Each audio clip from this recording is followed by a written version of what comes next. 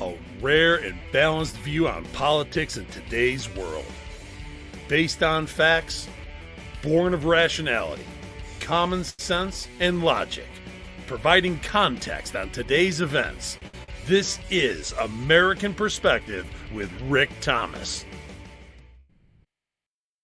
Hello, everyone, and welcome to American Perspective. I am your host, Rick.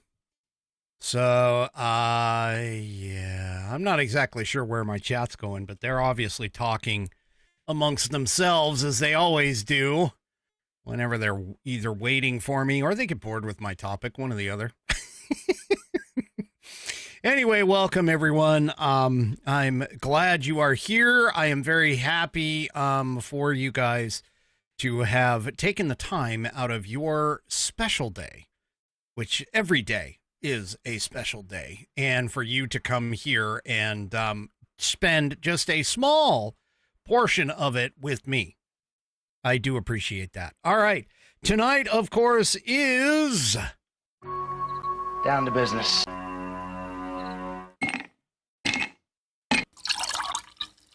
That's the nectar of the gods, baby. It is Whiskey Wednesday. It's like Taco Tuesday, but for badasses. And tonight, I know Bonnie's not going to like it, but whatever. Sorry, Bonnie. Bullet Bourbon Frontier Whiskey is what I have on tap for tonight. I only have a small like couple dose or couple swallows of my Four Roses. I'm going to have to go and get more. Yeah, Bonnie. Immediately, Bonnie's like, nasty. Anyway. All right. And, of course, it is in the True Grit Roots Networks glass for this. And there you go. The stones are in there because, of course, it takes stones to drink with whiskey. I got to get that other stuff, or that the other glasses, my gifts from you guys. I got to get them back into rotation. But anyway, let me get this sip out of the way.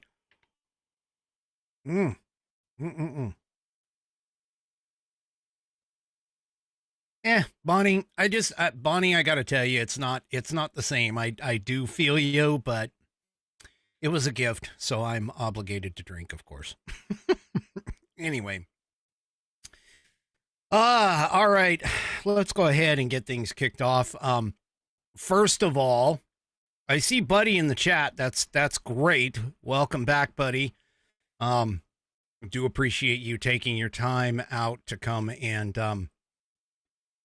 hang out with us. Everybody, we definitely need to be praying for Buddy. As you know, he has been asking for prayers, giving you a bunch of prayers. I know all the Whiskey Warrior P1s are very well aware of how important you are to this program and have been passing that along in the prayer department. So there you go. And Barbette's okay. Gentleman Jack's all right. I mean, that's the one thing about whiskey, folks. There's a whiskey for every taste. There is a whiskey, literally a whiskey. I'm not talking like bourbon or, there's bourbon, there's scotch, there's Japanese whiskey, there's Canadian whiskey. We've got all kinds of stuff that's out there. So anybody can go and, there you go. Anybody out there can definitely pick up a whiskey flavor if they want for that. But as it goes, that's pretty much it. But yes, so Buddy, definitely, sorry, I got distracted. Buddy is definitely in for the prayers. So let's give some more prayers for Buddy, for what he's got going on there. And thank you. Like I said, thank you, Buddy, for showing up and coming by and taking a moment to listen. Okay, programming note really quick. Programming note really quick. Friday and Saturday, both days, I will not be on the air. Okay? I will not be on the air. And the reason being is because I have my my media company, AE Media, it has a job, and so I have to go and record. It's a recital. It's a local dance recital.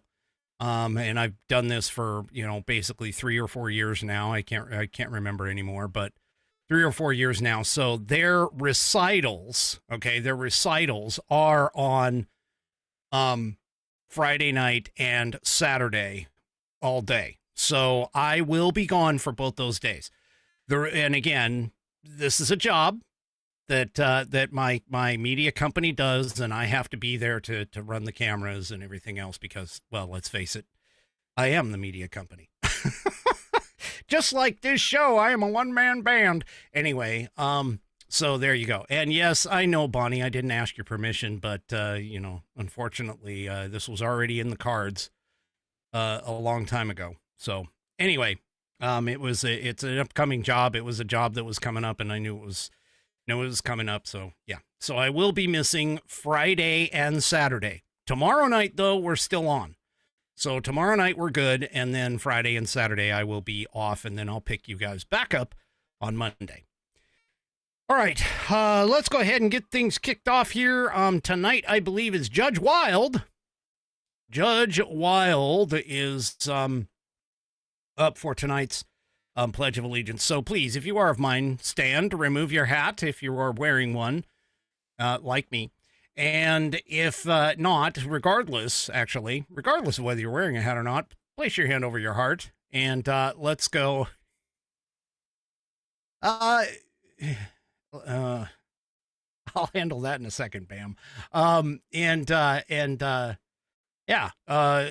Place your hand over your heart and let's join in with Judge Wild as he recites the Pledge of Allegiance. I pledge allegiance to the flag of the United States of America and to the republic for which it stands, one nation, under God, indivisible, with liberty and justice for all. Oh yeah, hurrah! And of course, I appreciate that, Judge Wild, for submitting that wonderful Pledge of Allegiance. If you haven't checked out his programs, you probably should. He transmits, I think, 3 or 4 times a day in different ones. So there we go.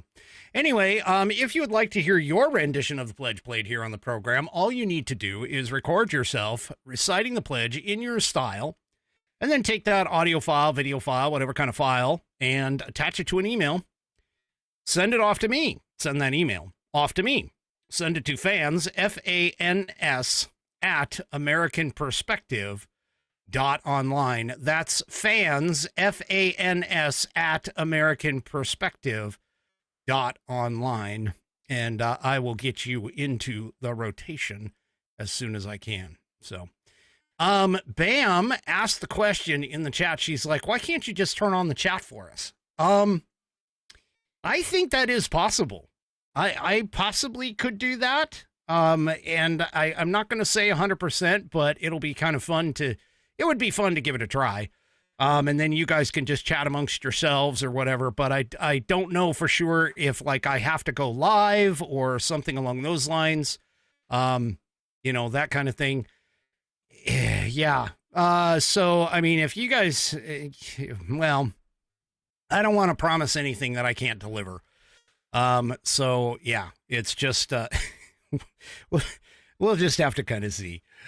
Okay. So tonight, of course, being the True Grit Roots Network, folks, it is, TGRN night. So True Grit Roots Network, TGRN.net. That is the place on the web that we go and find us. Here we are. There's our 2 channels. You have Walter Trout Blues Rock Radio as well as Dallas Moore Outlaw Radio. And there you go. You can listen right from your browser. Okay. You can listen right from your browser and just click on the little widgets there. Let's see, where is it? I'm covered up, of course, but that's okay. I don't mind. But you can listen to the widgets. There they are. There's the widgets. You just go and hit play and you can listen to either one, whichever one you want. Or if you scroll down if you scroll down a little bit, you can find the links to get our app, and you can put us on your mobile device and be able to take us wherever you would like to go with all of that. So, interesting. So you can go and download our app from either the App Store or Google Play, and you can take us with it, with you. You can take us with you. Is that how that works? Yeah. Anyway, you can carry us anywhere. You can get cellular service, and yeah, you could just go ahead and do that. So Walter Trout Blues Rock Radio and Dallas Moore Outlaw Radio, both of them being put on by the True Grit Roots Network.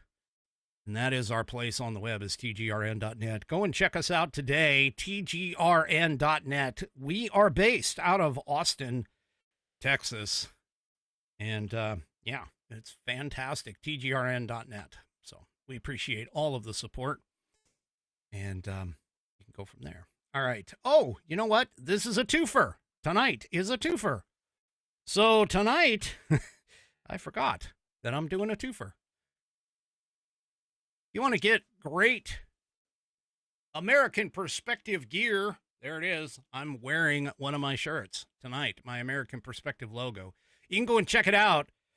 Go and check it out at store.americanperspective.online. You can come and check it out. I've got long sleeve shirts. I've got short sleeve shirts. I have sweatshirts and hoodies, tank tops. Most of it is unisex, of course. And also, you can click on a link. Here's this link right here in the corner, the bottom corner, that you can go and get the fabulous Saddleback leather-bound U.S. Constitution. You get redirected for all of that. And, yeah, so go and check that out and take a look, because there's a second page, too, as soon as it can load up. There it is. And, oh my goodness, it starts off. There is the Old Whiskey Musings store logo store link. You can go and check that out. And also you can get some water bottles, stainless steel travel mugs, and there's a Racerback. There's some Racerback tanks for the ladies, if you want. So there you go. Go and check it out, store.americanperspective.online. I don't push that enough, honestly, and that it's reflected in the number of things that I sell. Anyway, so yeah, go and check that out, store.americanperspective.online. All right, let's go ahead and get things kicked off here. Oh, let's see. I covered all the whiskey and everything else. Wait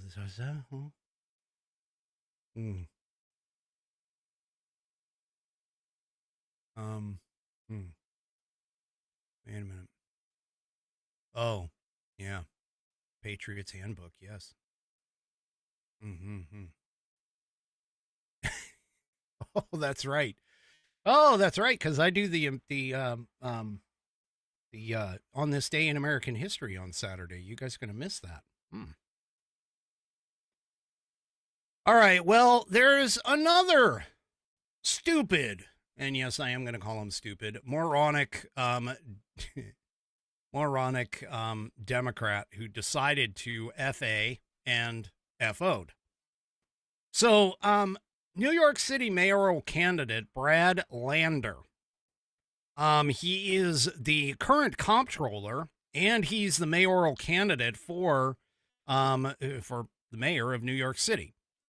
And, well, let's just say he kind of got into it a little bit when ICE showed up to grab a hold of an illegal alien. Here is a... Oh, hang on. I got to see something here. Oh, not looking good. Hold on. Sorry, work thing. Give me just a second.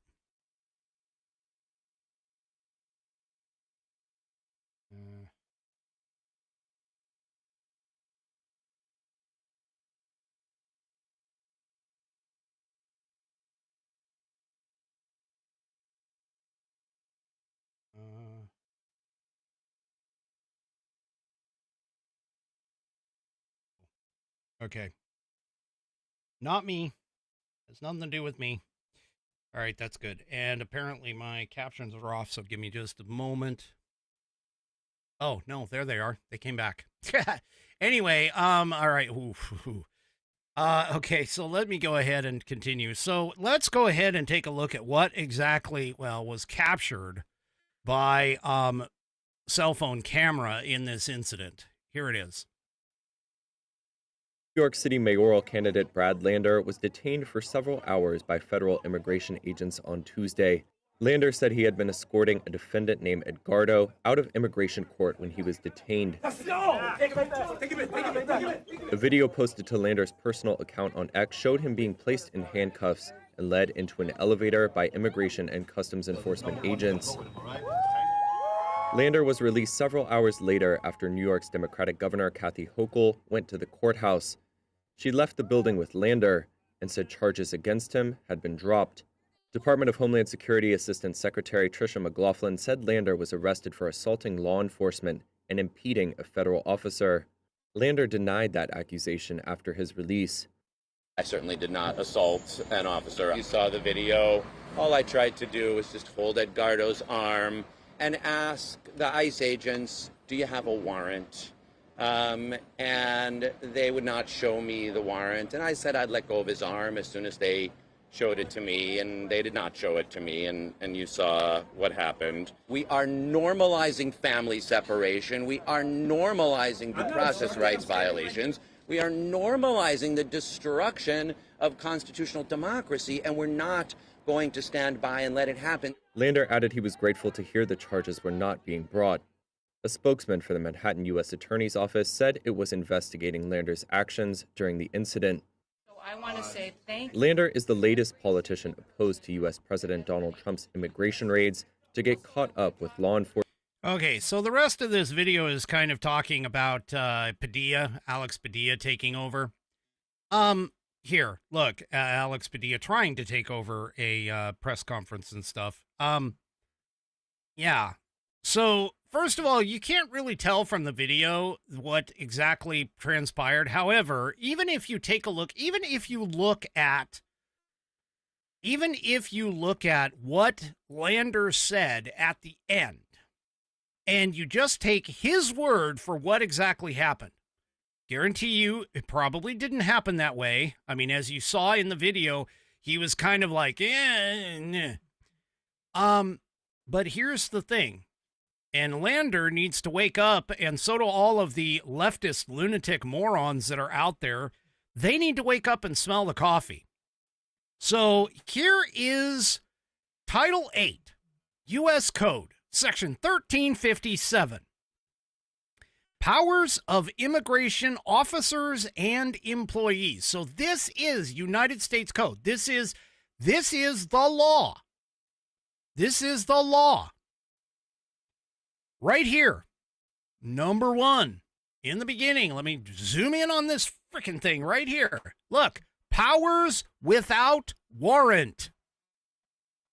Powers without. Come on. What? Just everybody wants to get me today. Powers without warrant. Right here. Look at this. Under number 2. Item number 2. Powers without warrant to arrest any alien who is in his presence or view is entering or attempting to enter the United States. Blah, blah, blah. They can interrogate any alien or person believed to be an alien. So these are things that they can do without a warrant. Oh, look at here, down here, number 4. Make arrests for felonies that are committed with which are not cognizable under any law. Oh, so yeah. Let me just point this out to you, dude. They don't need a warrant.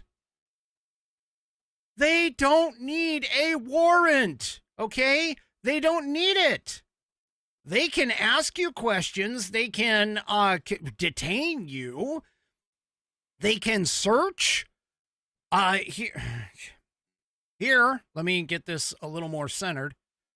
Here, they can get, they can board any or search for any aliens or on any vessel within the territorial waters of the United States, any rail car, aircraft, conveyance, vehicle within a distance of, roughly 25 miles from any border, they can do this. They don't need, they do not need a warrant. And if they're there within a public space, by the way, which is allowed, they are perfectly legally allowed to go and detain a person. They can do this. And it's all legal because illegals do not have, regardless of what you may think, illegals do not have the same constitutional rights as a U.S. citizen.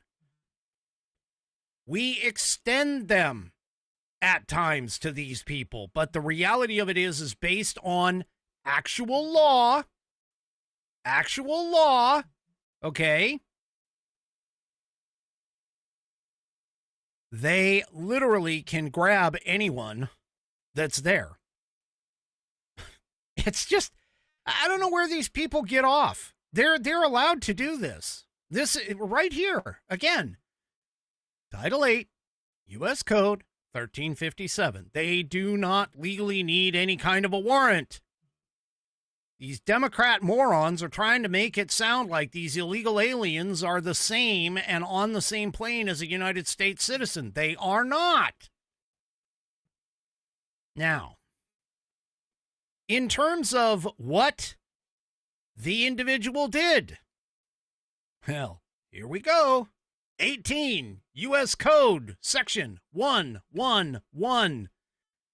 Assaulting, resisting, or impeding certain officers or employees. Guess what? There we go. In general, whoever forcibly assaults, resists, opposes, impedes, intimidates, or interferes with any person designated under Section 1114, which, by the way, it covers ICE officers, while engaged in or on account of the performance of official duties. He impeded the guy. He didn't assault them necessarily, maybe. I don't know. Maybe he did. I mean, does anybody really understand what assault means? You could walk up to someone and you could put your finger on that individual. I could go up and put my finger right on you, and that would be considered assault. That would be considered assault. And so just the mere fact that he linked arms with a known illegal alien that he was, walking out. Yeah, you're guilty, dude. You are guilty of 18 U.S. Code Section 111. You are impeding certain officers and employees.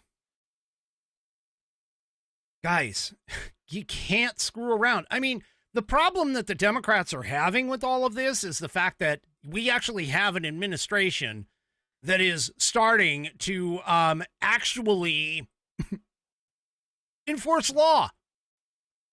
That's the problem. That's the problem. Okay?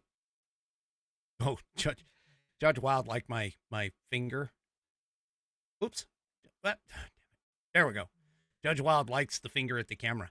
Ooh, there we go. Cover it up. Anyway. All right. Sorry. I'm having fun. All right. But yeah, there you go, folks. Oh, and by the way, I neglected to even tell you about Title 8 U.S. Code 1324, which talks about harboring aliens. Basically, if you knowingly understand and know that there is an alien, an illegal alien, and you go and that you can go and this person is in the country illegally, and you do whatever you can to try and harbor them or keep them away from ICE. Yeah, that's another one. that can be done with it, because you're protecting that alien. So, yeah, so there's three. I mean, I'm not even a freaking lawyer, people. I'm not even a freaking lawyer. And I just found, through the wonders of the internet, found all three of these immediately. Yeah. Anyway. So,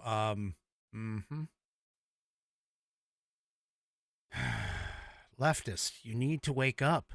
You need to realize that you are no longer in the land of fantasy world anymore. Okay? You need to basically understand that we are now going to stand in for, law and order. This is what's going to happen, people. Law and order. You folks, I can't even imagine how stupid these people are. Speaking of stupid, one of the dumbest members of Congress. Mazie Hirono.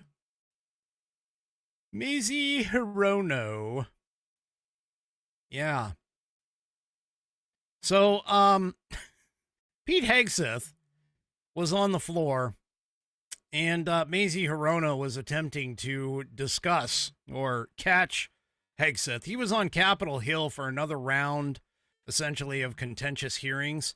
And she attempted to use some of her time during a Wednesday hearing, that was today, to get Defense Secretary Pete Hegseth to answer a question based on an assumption. Yeah, based on an assumption.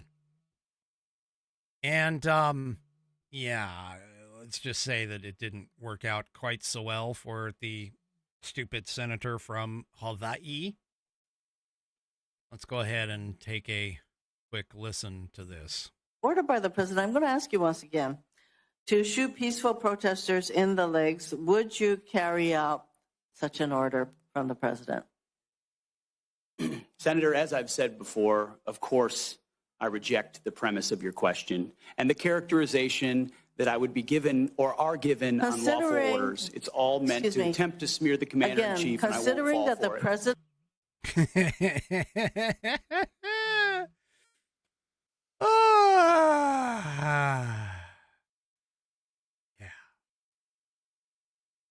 Yeah.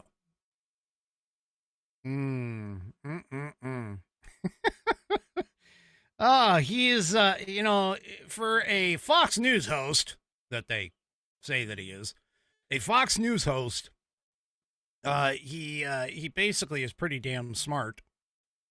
So, she, she also, there's another clip here, I think. And this is her post on X. And she says, I don't believe Pete Hegseth understands the Constitution. Well, here's what Pete Hegseth was saying that caused her to say that. Well, when the court decides, would you follow the court's order, decision? I don't believe district courts should be determining national security policy. So you will not be following that. When it goes to the Supreme Court, we'll see. Court. And well, when the court decides, would you follow the court's order, decision? I don't believe district courts should be determining national security policy. So you will not be. Okay. There it is. Pete Hegseth is right. 100% correct. So he says, I don't believe district courts should be determining national security policy. And this is true. So here it is. This is why do you think I have this wonderful book called The Constitution of the United States right here? I got 3 or 4 copies. I got probably more than copies. I got all kinds of copies. Barb, take cover if you need to. Barb over in Facebook land, she's got some big storm happening right now. And she's keeping watch. Hopefully, prayers for you that nothing happens, that it doesn't turn into a tornado. But anyway, so I'm trying to see in here under Article 3, which discusses I don't know, SCOTUS. Let's see, Article 3, which is 2 pages, by the way. 2 pages, literally. There it is. Oh, let me go big. Go big or go home. Here we go.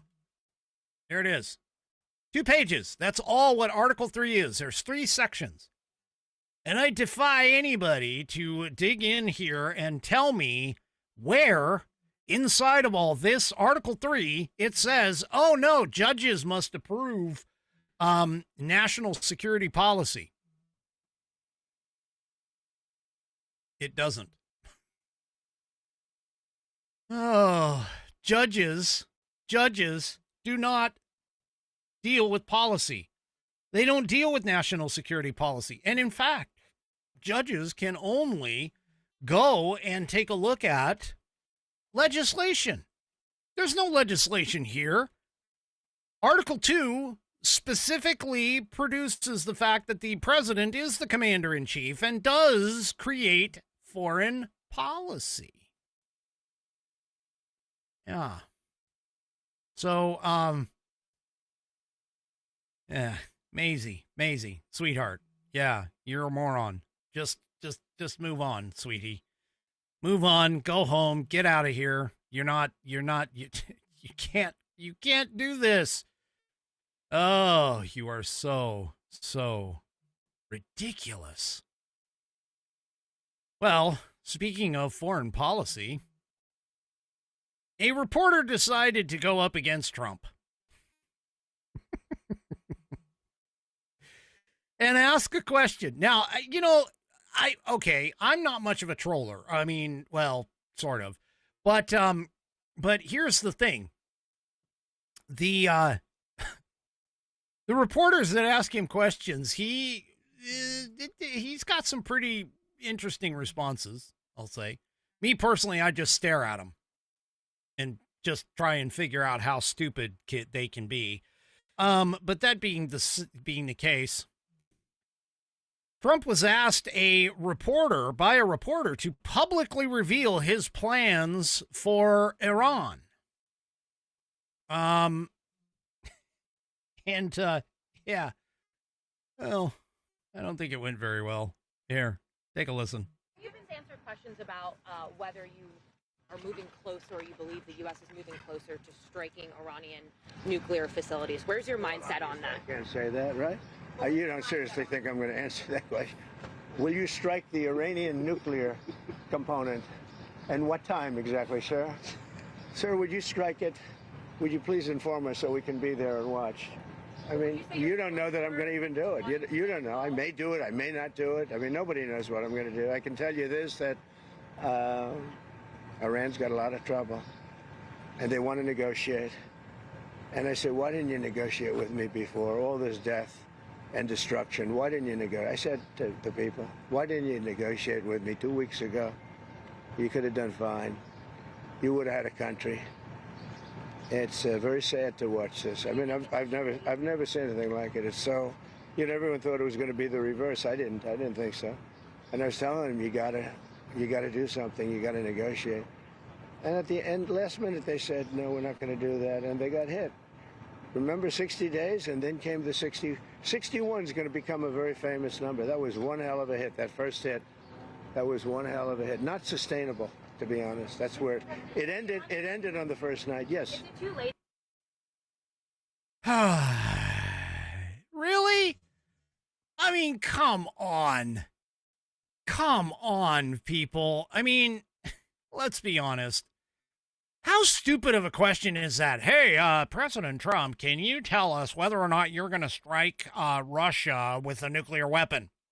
Oh, and by the way, can you tell us when it's going to happen? Because, we kind of need to know. We want to be there to watch the explosion. Yeah, really, come on. I mean, it's... Oh, what a stupid... Journalists have become really, really dumb. Now, I do want to point out, just really quick, if you look in this image, you'll see that he is surrounded by construction workers. Okay? He is surrounded by construction workers. There's a reason for that. He donated paid for himself the construction of 2 flagpoles, one on the south lawn and one on the north lawn of the White House. And he went ahead and put up these 2 flagpoles. And let me tell you, folks, the left, I mean, outside of the SCOTUS decision, the left was just going nuts over this. They were like, see the poles. He put a pole up. A pole. Yeah. Yeah, he put a pole up. He put 2 flagpoles up to run, really big flags. Yeah. So I don't know if they had a problem with him putting up a flagpole or what. I mean, these people, I'm just telling you, these people are just freaking, yeah. Trump did the video cut off, but Trump also did put in, he said, remember 60 days? He recalled of his ultimatum that Iran had 60 days to negotiate a deal with the U.S., and he says, and then came 61's going to become a very famous number. That was one hell of a hit, that first hit. That was one hell of a hit. Yeah. So, yeah. Oh, these people. Can you tell us what you got in your poker hand, Mr. President? Because we want to make sure that you don't have a couple aces and maybe 3 8s or something, or anything, or maybe we want to give you that aces and 8s hand, so on and so forth. We got to know that you don't have a full house. Yeah. Anyway, what a mess. What a disaster. Well, speaking about that, Israel's not waiting. Israel's not waiting. According to Fox News, last update of today at 7:15 p.m. Eastern Daylight Time, Israel hammers Iranian centrifuge production site, says the regime has crossed every red line. So the U.S. Embassy in Jerusalem is closed until Friday as Iran and Israel trade strikes. But yeah, Netanyahu said that we will not let the world's most dangerous regime get the world's most dangerous weapon. This guy. Yeah. Yep. Anyway, I'm telling you, I mean, Benjamin Netanyahu is a really good leader. And he issued a forceful statement on X expressing his government's commitment to stopping Iran's nuclear ambitions. And, of course, talked about the ongoing military campaign. So, yeah. I mean, this is just going to keep it up. That's all I got to say is if you are sitting here and you're on the side of Iran, you're basically a dumbass. I mean, seriously. So, yeah. So there you go. Thanks, Judge. Judge. Who's in charge of reminding Rick to look at his available ads? All right. Well, I am in charge of that. Well, thank you. I do appreciate it. Let's talk about True Social before I move on to my next subject. Oh, True Social. Hey, I don't know if you've noticed, but right here on the bottom corner of your screen, hi, you can see my hand waving. Hi, it's on the bottom left. Has all my socials right there. Has all my socials. And you can go and check it out. But the one that is really kind of cool is True Social itself. True Social. I'm on True Social. Are you on True Social? I know I am. You got to be there because True Social, seriously, True Social. Oh, jeez. It moved my screen over. Dang it. Got to clean that up. All right. True Social is the place where you can catch and see Donald Trump's famous True Social posts. But if you're looking for a great place online for news, discussion, and entertainment, then check out True Social, Donald Trump's social media website. You get breaking news, stories, and commentary from the top media figures. And as I already pointed out, you'll get True Social. You'll see Donald Trump's True Social posts live, not Memorex. For those of you who are old enough to remember all of that. Anyway, get on True Social today. Join a growing community of patriots on a free speech platform. And designed specifically to avoid censorship and cancellation by big tech. Make your voice heard. Join the movement. Join Truth Social. Yeah, Truth Social. That's where you got to go. TruthSocial.com. To sign up and get all signed in. So head on over there. Get to Truth Social. That's what you need to do. All right. Well, the Supreme Court. Yeah. I'm not, I got to tell you, I'm not really happy necessarily. I mean, I am kind of ambivalent about how they got there. But they stood up for states' rights. They stood up for federalism. And they did this because they did this because of the fact that they essentially wanted to uphold they wanted to uphold Tennessee's ban on providing interventions such as cross-sex hormones and puberty blockers for minors experiencing gender dysphoria. Now, it was a 6-3 decision released today. The court disagreed with the Biden administration's argument that the law should face a higher legal scrutiny. So this is really where the argument comes in. See, some of these people, you need to understand, some of these people who are out there, they don't really understand the inner workings of the court. So the court, generally speaking, will not just, unless it's a completely egregious constitutional problem, the court generally will not issue a full-on opinion and add to the question that's being asked. So here was the question that was asked of the Supreme Court. And all of this, by the way, is part of the writ of certiorari. Is you basically, what you do is you boil things down. Okay, you boil things down to a certain question. If it's a constitutional question or something along those lines, and as a part of your writ. And so what you do is you explain your reasoning, you explain your points, you explain a little bit of the background in a very succinct way, and then you ask the question. And that is the question that the Supreme Court is going to take up and look at. Now, it's rare, but it does happen. It's rare for the Supreme Court to actually diverge from that question. Okay? So the question that was posed to them by the Biden administration was basically, hey, this law in Tennessee must face higher legal scrutiny than what had been appealed by the U.S. Court of Appeals for the Sixth Circuit. Now, the Sixth Circuit upheld Tennessee's law, stating that it passed something known as a rational basis review, which is a relatively low level of scrutiny to determine whether or not a law is constitutional. Okay?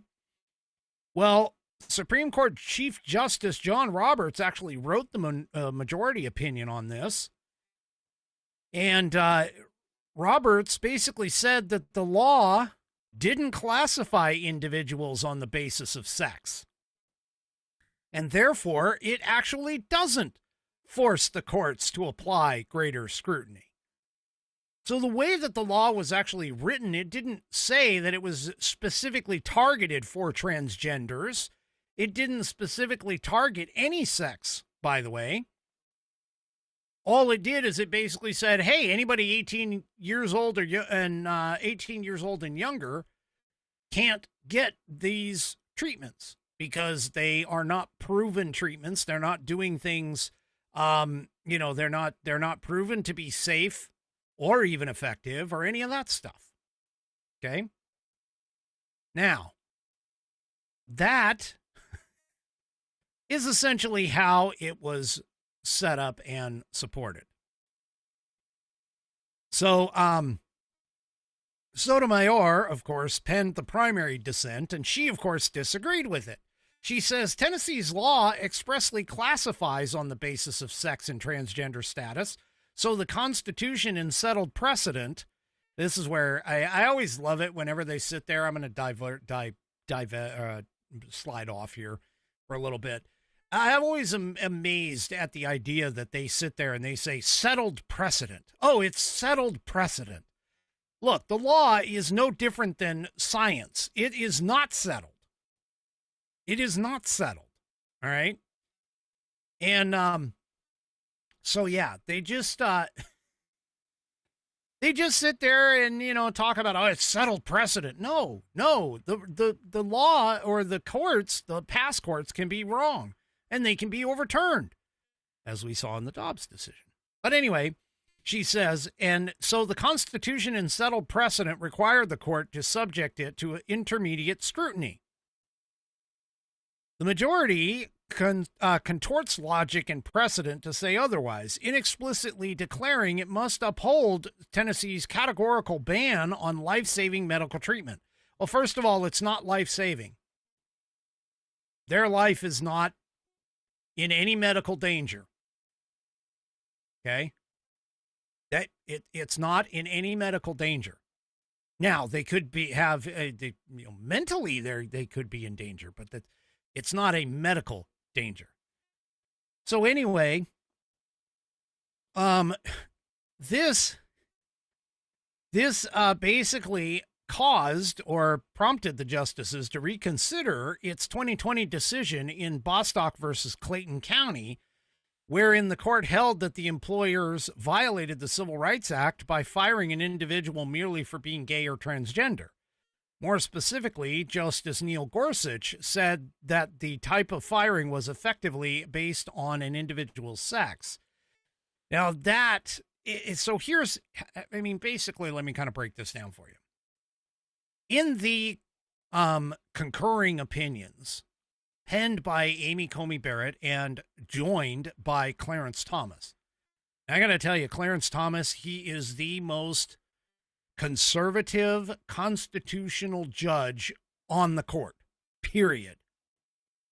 His opinions, I would love to have seen him be the Chief Justice, which why anybody can sit here and tell me that the Chief Justice is a seat on the court, a particular seat, versus why can't we just give it to the most senior person on the court, which would be Clarence Thomas right now.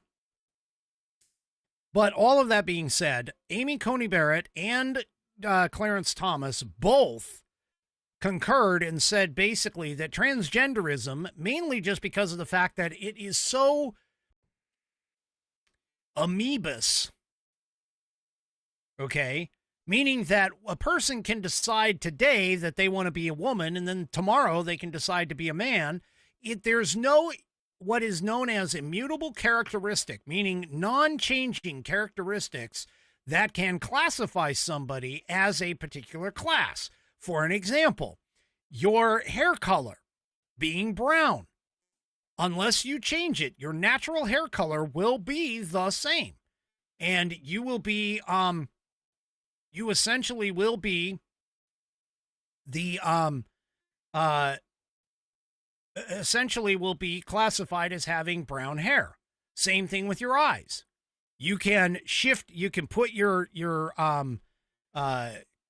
contacts in, colored contacts, but you're not, you're basically not going to, you're not going to sit here and just change your immutable characteristics. Same thing with your skin color or your ethnicity or any of that stuff. And so what they did is they basically said transgenderism is not an immutable characteristic. It is mutable, meaning it can change. And because it can change, you can't classify it as requiring, or you cannot classify it as a specific protected class. Okay? So what it is Tennessee's law, known as Senate Bill 1, prohibits healthcare providers from administering puberty blockers for the purpose of enabling a minor to identify with or live as a purportedly identity inconsistent with the minor's sex, or treating purported discomfort or distress from a discordance, I should say, between the minor's sex and asserted identity. It also contains provisions banning surgical procedures like altering minors' organs. But that portion was not the issue at the time the Supreme Court reviewed the case. Now, Gorsuch, of course, who was notably quiet during the oral arguments because he's the one that put out the whole thing about, the whole thing about the person being fired because of their sex. He actually joined Roberts in the majority. So, yeah. And Samuel Alito only partially joined the majority opinion and filed a concurrence of his own. Kagan herself only joined part of the dissent written by Sotomayor and also issued a dissent of her own. Believe me, this court case, if you're really interested, is like 180 pages. If you really want to read it, you can go ahead and read it. Yeah. Anyway. So yeah, it's the whole thing about this is, first of all, they cannot classify transgenderism because it is mutable, meaning it can change, as a class, as a suspect class, which is a legal term for a group of people who, if targeted, prompts courts to review laws more carefully. So there you go. I mean, that's just it. I mean, not to mention the fact that, honestly, I mean, if you, again, I go back to my whole thing. I always point out, if you look in the Constitution of the United States, it doesn't say anything about healthcare being a business or a responsibility of the federal government. And so therefore it falls to the states under the 10th Amendment. And so states should have essentially any and all rights to make whatever laws that they want. I mean, that's pretty much it as far as that goes. End of story. Well, now other states, by the way, social media Pam Bondi, and keep in mind, there are plenty of states that are doing this stuff. Okay. There are plenty of states that are doing this and that are starting to go and protect these children. Pam Bondi, of course, praised the Supreme Court ruling on social media. She says that this is allowing states to protect vulnerable children from gender mutilation or genital mutilation and other so-called gender-affirming care that leaves children permanently disfigured and scarred. I mean, again, people, there's plenty of evidence right now that says that we honestly don't know the long-term impact about using these kinds of drugs, especially on minors. And we also don't know the long-term impact of, genital surgeries. We know that there are 2 studies that are out. One of them that basically says that, yeah, everything is great. It's, all sunshine and rainbows after it's all done. And then you have the other one, which basically says, yeah, there's no real actual impact at all. There's no impact on suicidality, general mental health with these people, so on and so forth. So this is all, I mean, this is, yeah, this is all kind of coming down to the point where, yeah, we're going to have to get to the point where these people need to understand the government is not the nanny. The government isn't the nanny state. And they don't need to be making decisions like this. They really don't. They don't need to be, making these kinds of choices. These are up to the parents and up to, people who are professionals and they're not part. Now, the legislators, if they want to do this, they can go ahead and do this. But, yeah. So anyway. All right.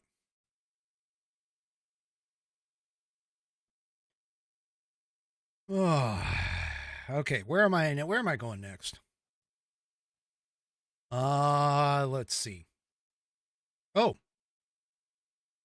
So I don't know if anybody caught this story. I did, but I didn't really want to bring it up. Tonight's kind of a decent time to go ahead and do this.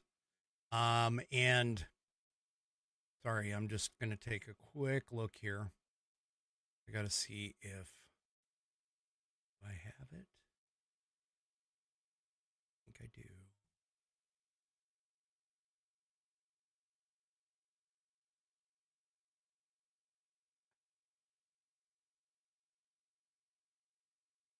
Oh, yes. Okay. I can do this. I can. Yep, I can. All right. Okay. So, yeah. All right. Yes, I am kind of off the rails. Yeah, you know what? Off the rails deserves. There we go. Wow, that was loud. I didn't mean for it to be that loud. Sorry about that. Okay. So, yeah, there we go. All right. So there's this. I forgot a piece of the show. And I gotta prep it, gotta prep it. Right, there we go. Okay. Yeah, the gears in there do need a little greasing. I do agree. I'm in the CRS mode. You either can't remember shit or I'm in some timer syndrome. Anyway, back to the story. All right. So back to the story here. I don't know if anybody saw this news article. Not too many people did. A couple people did, but not too many people did. And there was apparently an alleged plot, a Chinese plot to influence the 2020 election. And it was revealed by the FBI. The Federal Bureau of Investigation Director Kash Patel announced on Monday that the agency has actually discovered documents containing alarming allegations that the Chinese Communist Party mass-produced fake driver's licenses in a mail-in ballot scheme that officials say was designed to help former President Joe Biden win the 2020 election? Oh my gosh. So in a statement on X, Patel wrote, the FBI has located documents which detail alarming allegations related to the 2020 U.S. election, including allegations of interference by the CCP. Remember how 2020 all of a sudden had that big bump in certain states? At like midnight, they stopped counting, and then next thing you know, it's like, boop, there's whole packages. And I'm telling you, I am not a statistician or anything, but I can tell you the probability of a person when you have packs of votes, okay, packs of votes who go through, and these packs of votes have, let's say, like a 60-40 or 70-30 split. All right. And that same split across multiple packs stays relatively consistent. And by relatively consistent, I mean, in like for an example, a 60-40 split, maybe it drops to like a 57-43, and then maybe next time it's like a 62-38 or something along those lines. But generally speaking, what you see is you see a general trend line that has a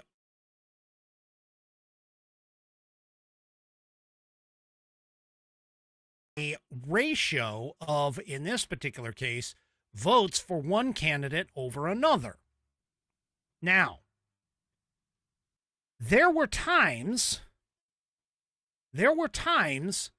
where all of a sudden you would see a jump where a pack of votes would come in and they would not be following that same trend line. Where you would see they would not be following that same pattern. They wouldn't be within close to like a 60-40 or a 70-30 split.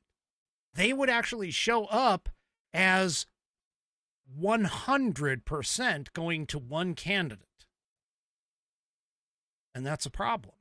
Because statistically speaking, that is an anomaly, and it is an anomaly such that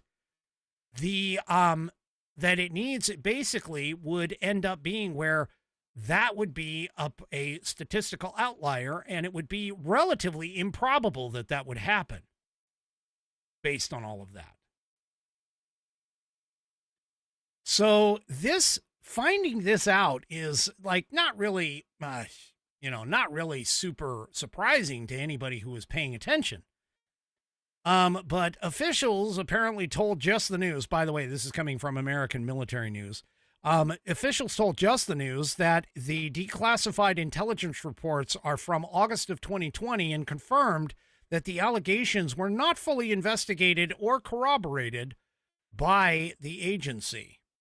Officials told the outlet that the intelligence reports were recalled at roughly the same time that former FBI Director Christopher Wray testified that there were no known foreign interference plots prior to the 2020 election.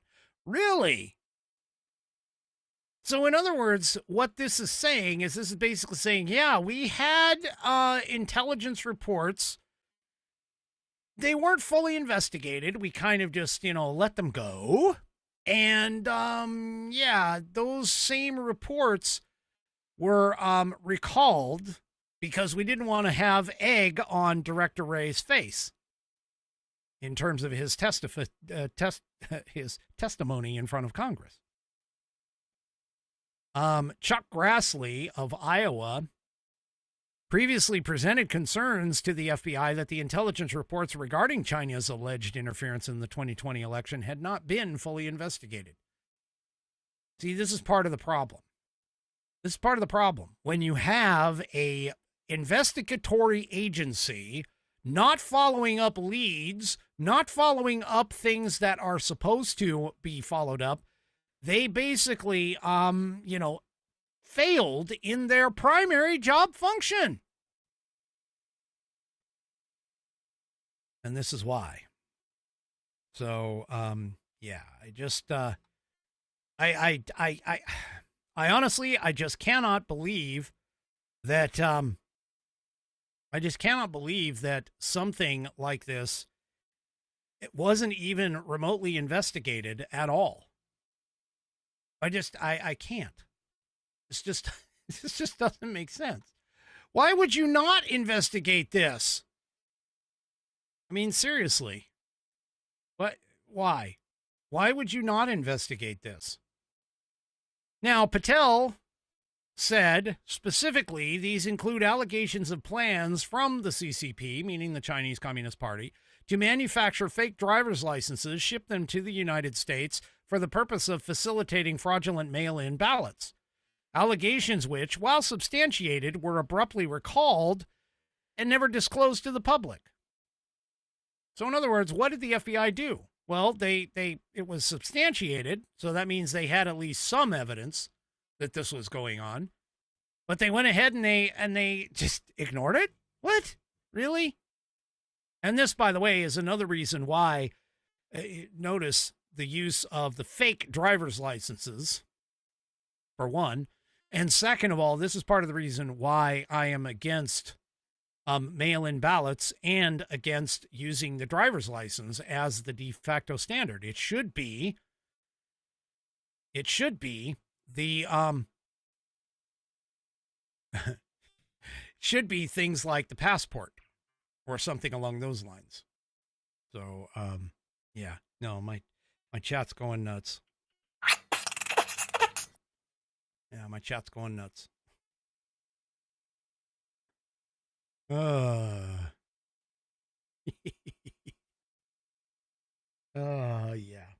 Anyway. All right. Just the News, by the way, in a kind of a tangential connection here. Just the News reported that officials said U.S. Customs and Border Protection intercepted roughly 20,000 fraudulent driver's licenses around the same time the confidential source reported the allegation. Yeah.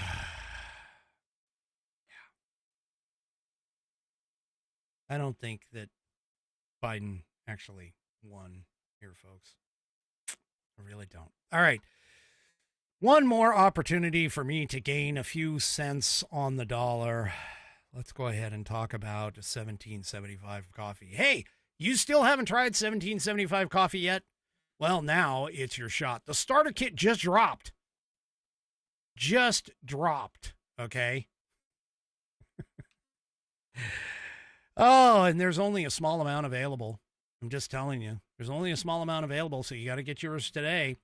In that starter kit, you'll be getting the bold dark roast that hits harder than a CNN fact check, the smooth medium roast, and you'll also pick up the Vitality Mushroom Coffee. Now, the Vitality Mushroom Coffee, by the way, is clean energy and laser focus with no crash.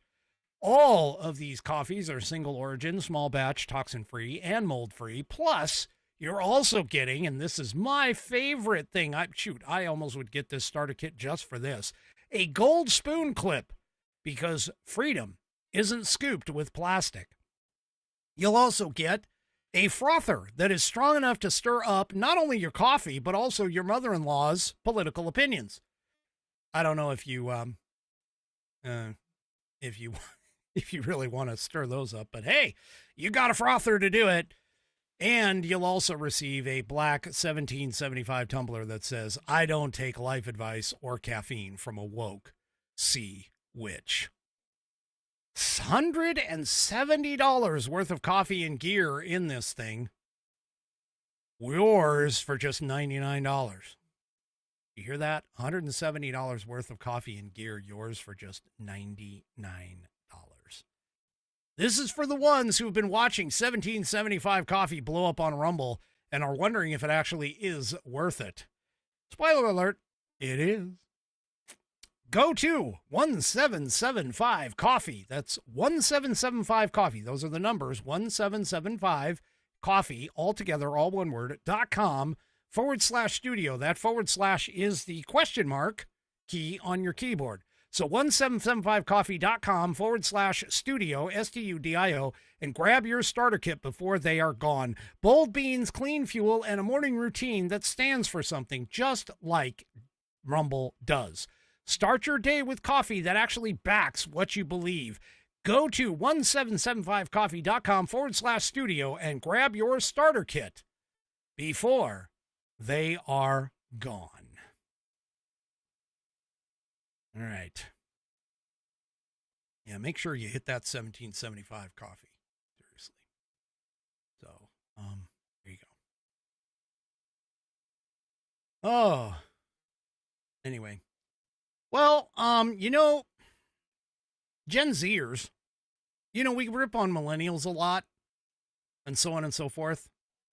But Gen Zers are actually, they're starting to really kind of shine in that sense. And by that, I mean, they're starting to show me that, hey, there is some hope in the world. So this article in the Federalist points this out. Take a look at this thing. Gen Zers who watched BLM burn down the country have no sympathy for the LA riots. Yep. Apparently Gen Z teens have been force-fed the most radical version of liberalism, and it actually has dried up their empathy. Oh, so this person, Brooke Brandtjen, I don't know how to pronounce this, BRANDTJEN. So anyway, she apparently turned 18 1 week after George Floyd was killed. She didn't post any photos of her birthday because it was a day that social media users were pressured into posting a black square online. She says no restaurants were open because of COVID. So her family cooked dinner at home, and then afterwards they gathered around the television to watch live coverage of the riots all across the country. Well, she now says that she's 23 years old and she's indifferent to rioting. During the Michael Brown protests, I remember trembling at the images of cops wearing gas masks coming out of the smoke towards legions of screaming protesters. Even Kyle Rittenhouse's story jarred me. This is her words. Especially since he was only a few months younger than I was, and his infamous incident occurred less than an hour from my house. These protests became increasingly frequent and close to home, and as they did, my attitude towards them changed. 18-year-olds are typically known to be idealists with starry-eyed dreams of equality and global peace. In the past, liberals have taken advantage of this naivety, or naivete, however you want to pronounce it, to build an energetic coalition of misinformed college kids. She's right about that. And by the way, to answer the question in the chat, Coco DeWhiskey, or Coco insert name here, says, brain isn't fully developed until what, 26? It actually ranges between around 24 to almost 27. The average age, though, hits like right around 25. And in particular, what you're talking about there is the frontal lobes, which is where reason, logic, and those types of things grow, finally fully developed, like right around 25. So technically, yes, the brain itself isn't fully developed, but in actuality, it's the reason and logic centers of the brain that aren't fully developed. Anyway, back to the piece. She says, this seemed to be a reliable phenomenon, where she's talking about liberals taking advantage of the naive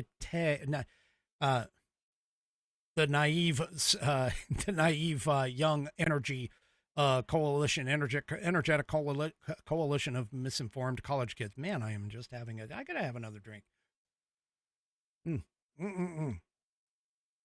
Gotta like, yeah. Anyway. So anyway, she continues. This seemed to be a reliable phenomenon with around 43% of Gen Z adults aged 18 to 24 identifying as liberal. However, recent studies have found that Gen Z teens are far more likely to have moderate political views, have their parents' religious affiliations, and distrust in political institutions. Shutting down schools, businesses, and even playgrounds during COVID impacted younger children in a severe way, as they lost human contact during a crucial stage of their development. Like me, many were cut off from friends and activities with nothing more than a screen left to entertain them. And what was that screen showing those children? Well, the 2020 protests stretched on for an entire summer. Remember the summer of love? As huge crowds in masks set businesses and government buildings ablaze. So activists, so-called activists, she says, took over highways and parks, spray-painted the communities they pretended to love, and threatened anyone who refused to bend the knee to their ideology. It made the subsequent climate change and pro-abortion protests seem like a piece of cake. Yep. So Gen Z teens, she continues, have been force-fed the most radical version of liberalism, and it has dried up their empathy. The anti-ICE protests in L.A. don't shock a generation of kids who witnessed months and months of violent protests before they had their driver's licenses. Gen Z teens have grown up with all of the ugliness of social media, were subject to pandemic lockdowns, and had to listen to authority figures try and tell them that DEI was cool. She says, this melting pot of cultural influences gave youth the opportunity to step away from liberalism.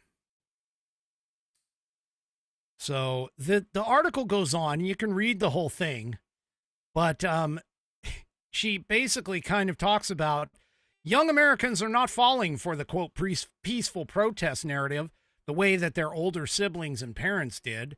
They have felt the ugliest ramifications of DEI initiatives. And as a result, they have little sympathy for illegal immigrants, meaning aliens, of course. She says, Gen Z doesn't hate ICE because they spent their childhoods watching the same ICE haters openly hate police officers, white people, and heterosexuals. Yeah. So, yeah. And she ends it with, violent protests have become a normal part of life for Gen Z. Whatever the next slew of protests will be, it will not leave any lasting impression on a generation numb to them. The summer I turned 18, the summer when BLM reigned supreme, I lost all of my liberal inclination. I became an adult in a world that loved extremism so much that it pretended brutality was the key to liberty. I am 23, and protests mean nothing to me.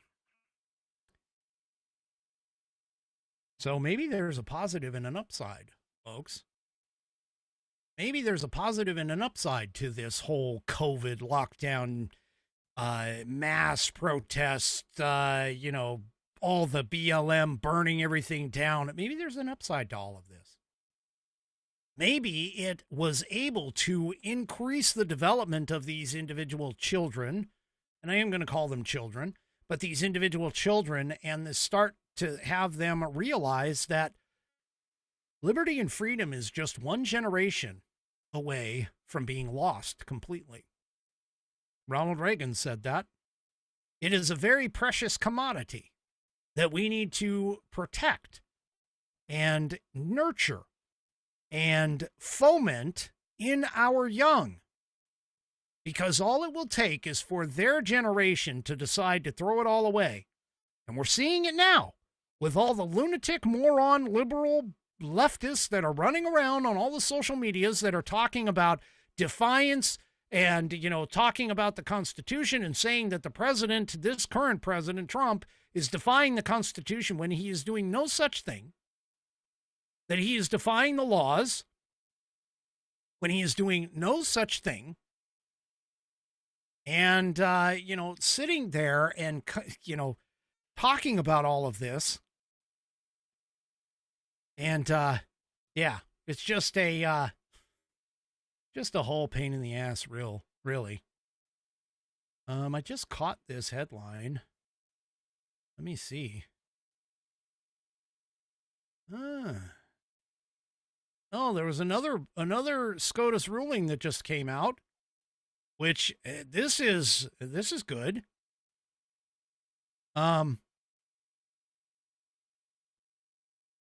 So here, I just caught this in the Federalist.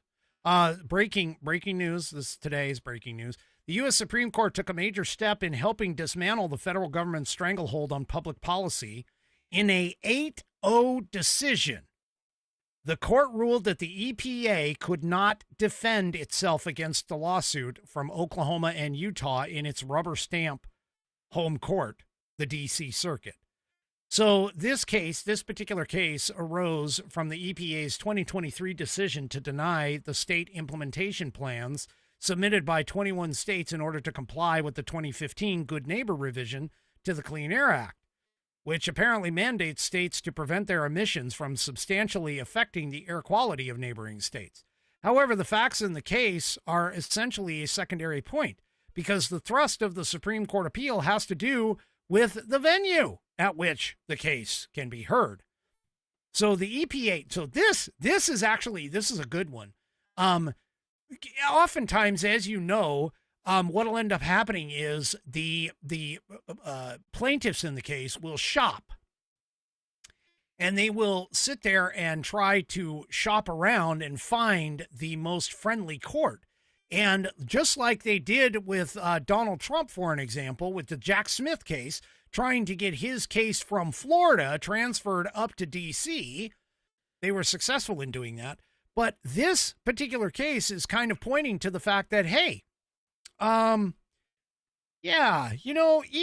you can't defend itself within the D.C. Circuit Court.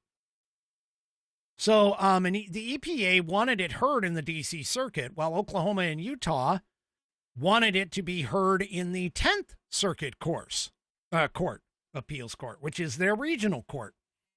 So the EPA has argued that the case should be heard in D.C. Now, remember, I've been telling you this on this program. The D.C. court is extremely left, and no one who is not left is going to get a fair trial in D.C.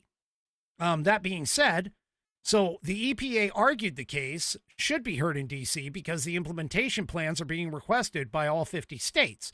Oklahoma and Utah believe their local circumstances are much better heard by their own federal courts. So in the case, the EPA did an individual state review on their own merits, but then denied the SIPs of certain states in one omnibus Federal Register rule in order to artificially shoehorn it into the D.C. Circuit Court. Clarence Thomas, who authored the opinion, my man, recognized that merely publishing those denials together does not constitute a national action that might warrant review in the D.C. Circuit, but rather that each denial is a matter between the individual state and the EPA. It should therefore be challenged regionally. Yes, this is a positive. This is another positive from the Supreme Court, folks. Yet one more positive that has come out from the Supreme Court. I may not agree with them all the time, but man, they are really racking up the good opinions. The one that I'm really looking for, though, is the one that has to deal with whether or not the district courts can overrule the president on certain matters and issues. We know which one that is. I'm waiting for that to come out. But basically, yeah.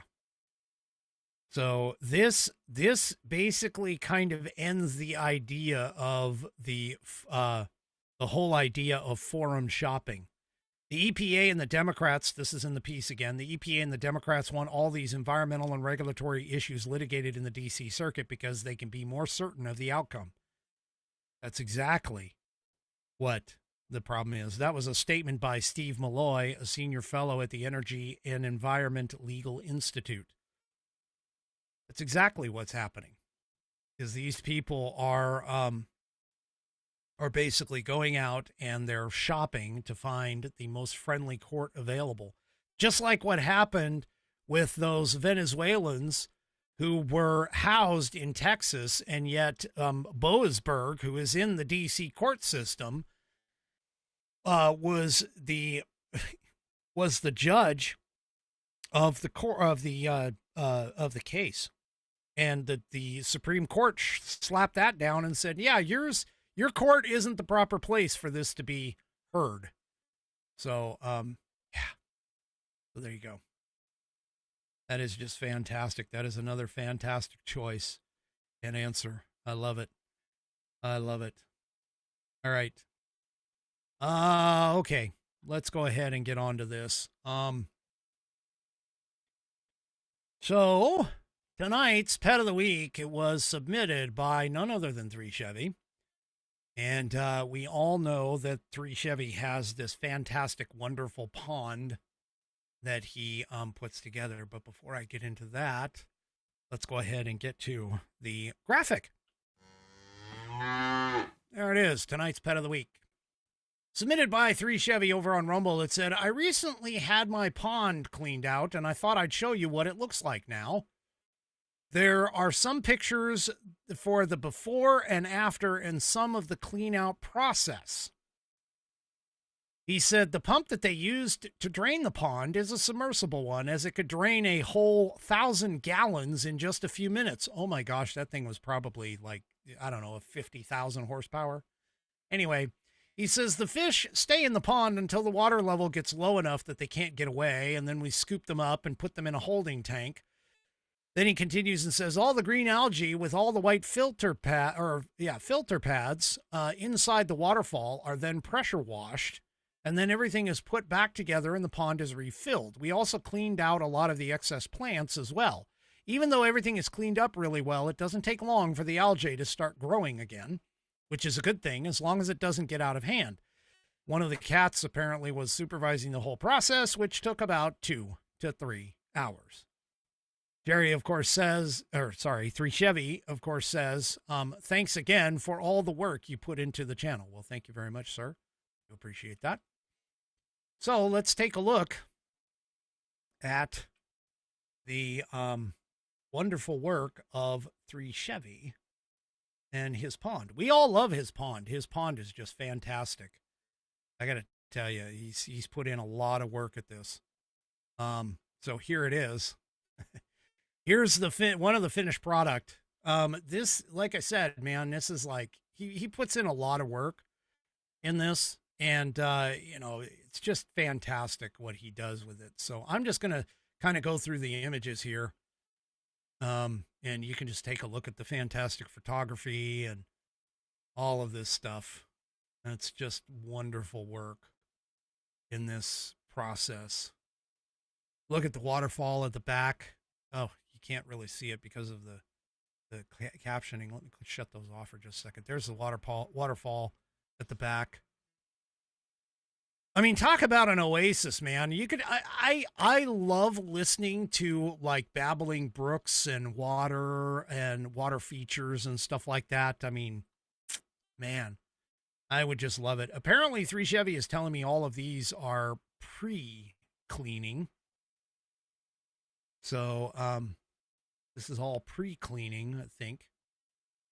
But yeah, just check out all of this work that goes into this. I mean, oh my gosh, man, I got to tell you, just fantastic work on this. This is all before work. And here we go. Now the pump, it looks like the pump is in the pond and starting to pump out the water and getting things cleared out. Yeah, my head's in the way. Okay, whatever, Judge. So there they go. They've got the fishes. They're starting to collapse together and get closer and closer so they can't run away. And there they are. They're scooped up, collected. Now it's completely dry. Look at that. It is now completely dry. So this is fantastic. And now they're starting to do the work. It looks like they might be trimming things back. At the bottom of the photo there is the holding tank for the fish. So, and there's one of the cats supervising. And, looks like they might be getting ready to fill it back in here. They got it kind of cleaned up, I guess, now. All dried out. Yep, there's the fish hanging out as much as they can in the holding tank. Got quite a few of those. Now you can see the water going back in with the fish. And you can also see that the rocks are cleaned. The rocks are actually clean inside there. Look at that. The algae is not... The rocks and stuff are not as green anymore.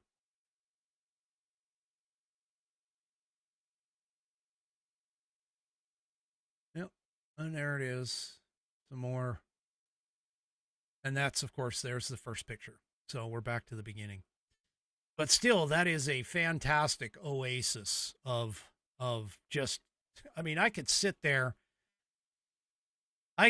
there and probably just listen to the waterfall and the water flowing through, and just like drink my whiskey, maybe smoke a cigar or something. So there you go. I guess the cat's a psycho cat or something like that. But anyway. All right, folks, that is 3 Chevy. He puts a lot of work. And yes, of course, he is from Florida, so he's got to go and put flamingos up. Anyway. Oh, yeah. All right. Fantastic work, 3 Chevy. I'm very, very definitely very interested. If I ever get a chance to come down your way, this is someplace that we'll definitely have to get photos and all kinds of stuff there. But anyway. All right, folks, that is it for me for this evening. Remember, programming note, Friday and Saturday, I will not be transmitting Friday and Saturday, but I will be on the air tomorrow night. So tomorrow night, 5 p.m. Pacific, 8 p.m. Eastern Time, right here on American Perspective. And don't forget, if you haven't already, head on over to rumble.com, get yourself an account. It is free. And once you are signed up and signed in, you will make sure that you search up the American Perspective channel and hit that green follow button to get notified every time I go live. Before you take off, don't forget to hit those thumbs up, or, if you really want to, thumbs down, on all of my outlets, whether it's X, YouTube, Facebook, or, of course, the aforementioned Rumble. We will see you tomorrow night. Like I said, 5 p.m. Pacific, 8 p.m. Eastern Time, right here on American Perspective. Have a great rest of your evening. And good night, everybody.